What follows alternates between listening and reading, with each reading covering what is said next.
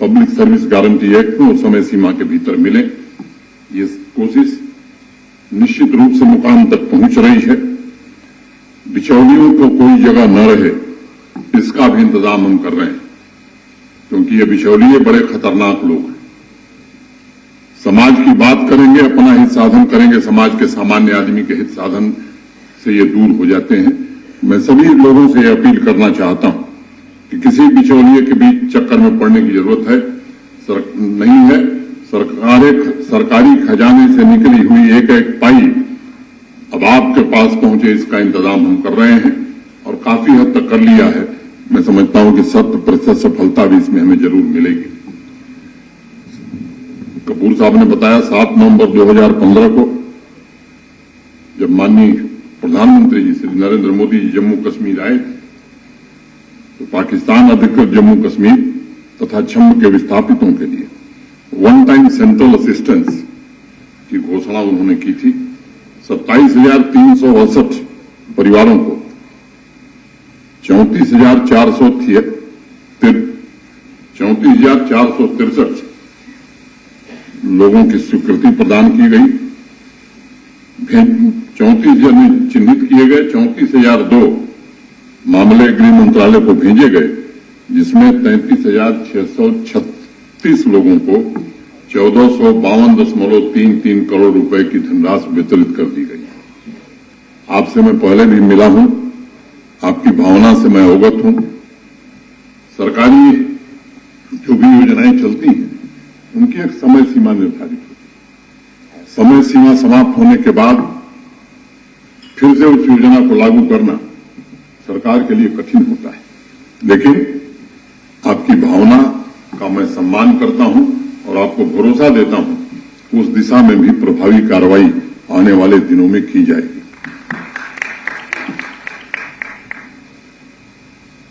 आपके जीवन में स्थायित्व लाने के लिए माननीय प्रधानमंत्री जी, भारत सरकार और जम्मू कश्मीर प्रशासन पूरी तरह से संवेदनशील है। अन्य राज्यों में अलग अलग स्थान पर जो आपके भाई हैं, परिवार हैं, उनको समाज की मुख्य धारा में शामिल करना और इसी उद्देश्य से पिछले वर्ष ही मार्च महीने में पहले सप्ताह भारत के गृह मंत्री श्री अमित शाह जी ने 7 सब स्कीम्स को एक ही umbrella scheme relief and rehabilitation of migrants and repatriates के अंतर्गत करके कल्याण योजनाओं की अवधि को बढ़ा दिया है और 2025-26 तक उसे भारत सरकार ने कर दिया है। इस योजना में पाकिस्तान अधिकृत जम्मू कश्मीर तथा छम्ब के विस्थापित परिवारों को भी शामिल किया गया है। मैं समझता हूं किसी भी प्रकार की सहायता का मात्र आर्थिक उद्देश्य नहीं होता है। सरकारी सहायता नागरिकों के आत्मविश्वास को सशक्त बनाने का साधन होती है और मुझे विश्वास है कि हमारे यहां जो उपस्थित भाई बहन हैं या आपके जो भाई बहन नहीं आ सके, उनके लिए जो योजनाएं शुरू हो रही हैं, वो हर प्रकार की अनिश्चितता और आशंका को समाप्त करके सभी परिवारों और विशेष तौर से युवा पीढ़ी में नया विश्वास पैदा करेंगी। 370 समाप्त करने के पश्चात प्रधानमंत्री जी के मार्गदर्शन में जम्मू कश्मीर के बाहर रह रहे पीओजेके के विस्थापित परिवारों के लिए सिद्धा जी ने बताया कि डोमिसाइल देने का कार्यक्रम गति से चला है। अनेक कैंप दिल्ली, चंडीगढ़, हिमाचल, पंजाब, राजस्थान, उत्तराखंड में लगाए गए हैं। 21,000 से ज्यादा डोमिसाइल सर्टिफिकेट दिए गए हैं।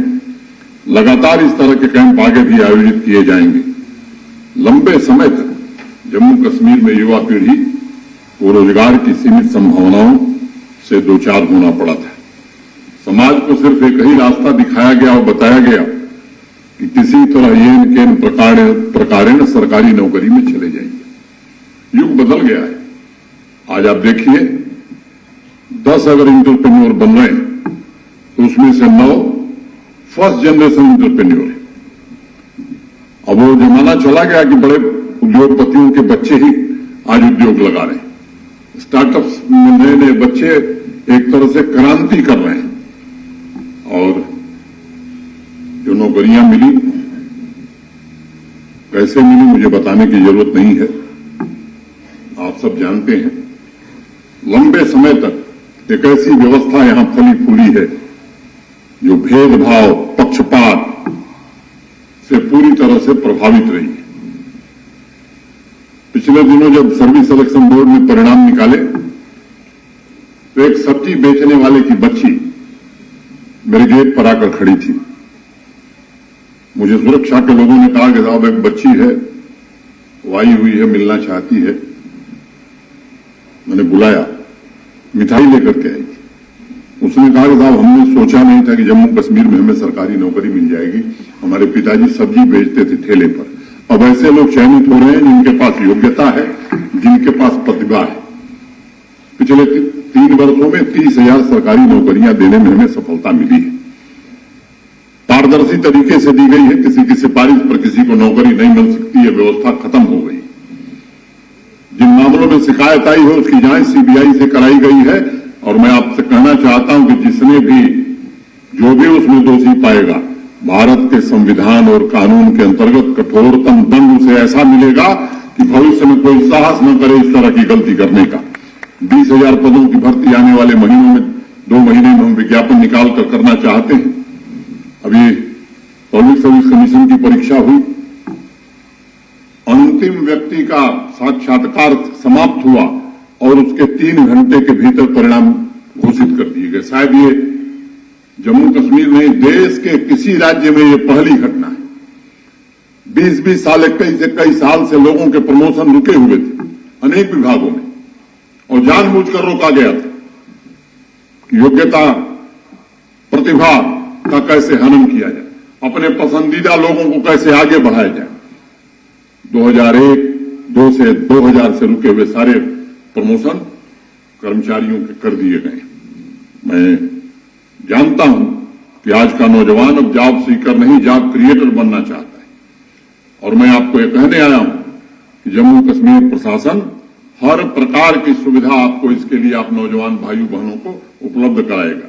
ऐसे नए रास्तों का निर्माण जो हमारे नौजवानों की आकांक्षाओं को पूरा करता है, वो मात्र उनके आजीविका का साधन नहीं बल्कि तरक्की की नई मंजिल कैसे वो तय करे, इस दिशा में हमें आगे बढ़ने की जरूरत है। 6 लाख नौजवानों को अभी तक आर्थिक सहायता देकर इंटरप्रेन्योर बनाने में भाई बहनों को हमें सफलता मिली है। जैसे कश्मीरी माइग्रेंट कैंप में एक बड़ी फहरिस्त नौजवान बच्चियों की बनी है जो स्वरोजगार के लिए, इंटरप्रेन्योर बनने के लिए उन्हें आर्थिक सहायता दी गई। मैं आपसे भी अनुरोध करना चाहता हूं, मैं जानता हूं एक दिन में नहीं होगा, समय लगेगा, लेकिन आप से मेरा आग्रह है कि जो भी बच्चा इस दिशा में आगे बढ़ना चाहता है, कृपा करके इन कैंपों में ले आइए। जम्मू कश्मीर प्रशासन पूरी तरह से उन नौजवानों की हैंड होल्डिंग करके उन्हें केवल रोजगार नहीं बल्कि ऐसा नौजवान हम बनाना चाहते हैं कि 5 और नौजवानों को रोजगार दे सके। इस दिशा में आप हमारा सहयोग करिए। आप 19 मार्च तक, जैसा सिद्धा जी ने बताया, कठुआ, पुंछ, उधमपुर, राजौरी, अलग अलग जगहों पर इस तरह के कार्यक्रम चलाए जाएंगे। एजुकेशन हो, स्किल डेवलपमेंट की ट्रेनिंग हो, आर्थिक सहायता हो, सारी सोशल सिक्योरिटी स्कीम्स का सैचुरेशन हो, स्कॉलरशिप हो, चाहे वो स्कूल की हो या हायर एजुकेशन की हो, ये सब आपके दरवाजे तक पहुंचे। मिशन यूथ जो कार्यक्रम चलाता है, मुमकिन हो, परवाज हो, राइज टुगेदर, इन सभी कार्यक्रमों को भी आप के बच्चों को, बच्चियों को आपको मिले, इसकी व्यवस्था की जाएगी। होनहार खिलाड़ी जो हैं, जिनकी रुचि है स्पोर्ट्स में, उनसे भी मैं निवेदन करना चाहता हूं कि हमारा जो जम्मू कश्मीर का स्पोर्ट्स का बजट है, देश के किसी राज्य की तुलना में अगर प्रति व्यक्ति देखेंगे तो बहुत ज्यादा है। और 3 वर्षों में जो स्पोर्ट्स इंफ्रास्ट्रक्चर जम्मू कश्मीर में बना है, मैं आभारी हूं माननीय प्रधानमंत्री जी का, जिन्होंने पीएमडीपी के अंतर्गत ढेर सारे प्रोजेक्ट जम्मू कश्मीर को दिए। और आज मैं कह सकता हूं कि देश के बाकी राज्यों की तुलना में हमारा स्पोर्ट्स इंफ्रास्ट्रक्चर काफी बेहतरीन हो गया है। इस वर्ष में 50 लाख नौजवानों ने खेल में हिस्सा लिया है। यह सामान्य आंकड़ा नहीं है। 1 करोड़ 30-35 लाख की आबादी में 50 लाख लोग खेलों में भाग लें, यह कभी सोचा नहीं था। हम कोशिश कर रहे हैं जनपदों का डिस्ट्रिक्ट कैपेक्स भी बढ़ाया गया है। किसान भाई समृद्ध हो, इसके लिए एक बड़ी महत्वाकांक्षी योजना 5013 करोड़ की हम लोगों ने स्वीकृत की है, क्योंकि हम ये जानते हैं कि लगभग 13 लाख परिवार हैं जम्मू कश्मीर के। 70% आबादी एग्रीकल्चर और एलाइड सेक्टर पर निर्भर है। उसका जीवन, उसके जीवन में कैसे समृद्धि आए, इसकी भी हम कोशिश कर रहे हैं। इंडस्ट्रियल डेवलपमेंट भी हो रहा है, चाहे वो हॉर्टिकल्चर, डेयरी, सेरिकल्चर, फिशरीज के साथ साथ इंडस्ट्री यहां लगे, इसकी भी कोशिश हो रही है। प्रधानमंत्री जब आए थे लगभग 38,000 करोड़ की ग्राउंड ब्रेकिंग उन्होंने किया था।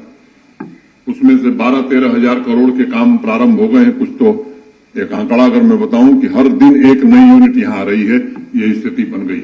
आने वाले दिनों में संख्या और बढ़ने वाली।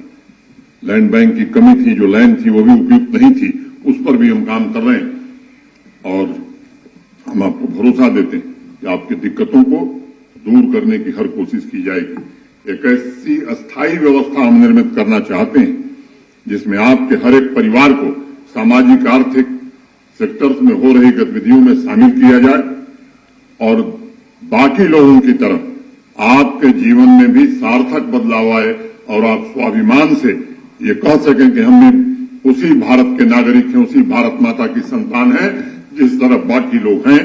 इन योजनाओं को हम निश्चित रूप से आगे बढ़ाएंगे। माननीय प्रधानमंत्री जी के वंचितों को वरीयता के मूल मंत्र के साथ समाज के ऐसे वर्गों और क्षेत्रों को मुख्य धारा में जोड़ने का प्रयास निरंतर जारी रहेगा। किसी भी क्षेत्र, किसी भी समाज का असंतुलित विकास है तो क्षेत्र का विकास नहीं हो सकता है, उस राज्य का विकास नहीं हो सकता है। एक नए जम्मू कश्मीर के निर्माण का जो संकल्प है, वो संकल्प तब तक पूरा नहीं होगा जब तक कि पीओजेके से आए हुए हमारे भाइयों बहनों का पूरी तरह से विकास न हो जाए, तब तक ये संकल्प पूरा नहीं होगा। मैं पाकिस्तान कहा गया देश की संसद के प्रस्ताव को मैं समझता हूं कि पूरा देश जानता है कि हिंदुस्तान उस संकल्प से बंधा हुआ है। किसी ने सोचा नहीं था जो 5 अगस्त 2019 को हुआ।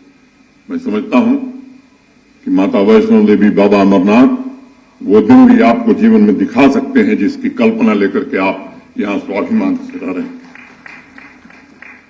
मैं फिर से 2-3 बातें कही गई।